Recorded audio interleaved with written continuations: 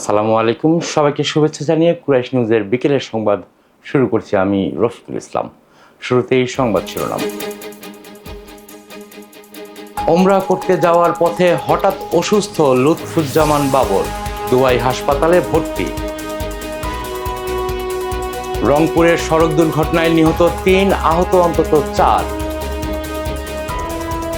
ইউক্রেনে রাতভর রুশ ড্রোন হামলায় নিহত অন্তত ৯। এবং কোচের বিরুদ্ধে অভিযোগ খতিয়ে দেখতে বাফুফের তদন্ত কমিটি। এবার বিস্তারিত, শুরুতেই জাতীয় প্রসঙ্গ। বাজারে বেড়েছে সবজির সরবরাহ, ফলে দাম গত কয়েক সপ্তাহ ধরে কমে যাচ্ছে। দাম কমায় স্বস্তি ফিরেছে ক্রেতাদের, তবে ঘাটতির অজুহাতে আরও অস্থির হয়ে উঠেছে চাল ও তেলের বাজার। শুক্রবার রাজধানীর বিভিন্ন বাজার ঘুরে এমন চিত্র দেখা গেছে। বাজারে প্রতি কেজি মিষ্টি কুমড়া ৩৫, শালগম প্রতি কেজি ৩০, মূলা ৩০, সাধারণ সিম ৩০ আর বিচিসহ সিম ৪০, লম্বা আকৃতির বেগুন ৪০, গোল বেগুন ৫০, শসা ৫০, খিরাই ৪০, পেঁপে ৪০, করলা হাইব্রিড ৬০ টাকা প্রতি কেজি দরে বিক্রি হচ্ছে।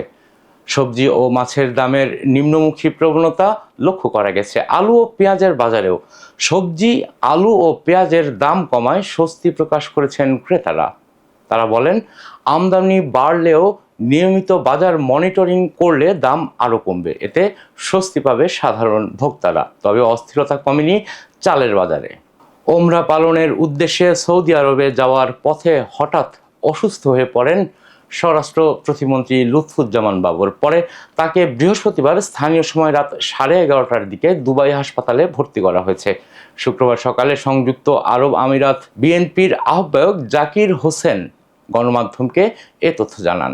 তিনি এ সময় বলেন, ওমরা পালনের উদ্দেশ্যে বৃহস্পতিবার বিকেলে ঢাকা থেকে এমিরেটস এয়ারলাইন্সের একটি ফ্লাইটে স্ত্রী, 2 মেয়ে ও ছেলেসহ রওনা হন সাবেক স্বরাষ্ট্র প্রতিমন্ত্রী লুৎফুজ্জামান বাবর।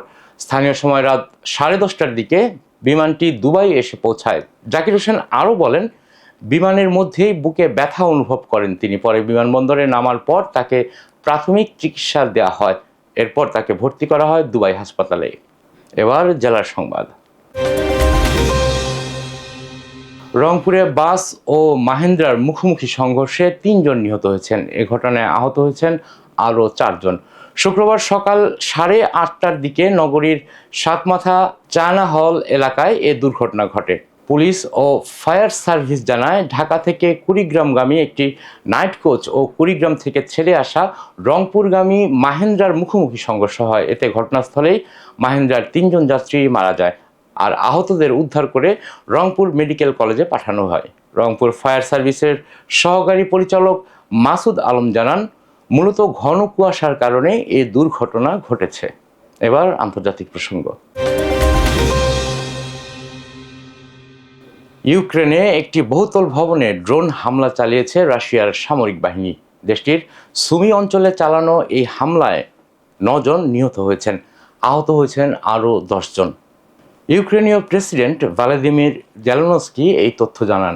প্রেসিডেন্ট জেলেনস্কি বলেন, বৃহস্পতিবার উত্তর পূর্ব ইউক্রেনের সুমি শহরের একটি বহুতল অ্যাপার্টমেন্ট ভবনে রাশিয়ার ড্রোন আঘাত করে, যার ফলে 9 জন নিহত এবং এক শিশুসহ 10 জন আহত হন। জেলেনস্কি তার রাতের ভিডিও ভাষণে বলেছেন, ঘন্টায় ঘন্টায় সুমির পরিস্থিতি আপডেট নিচ্ছেন তিনি।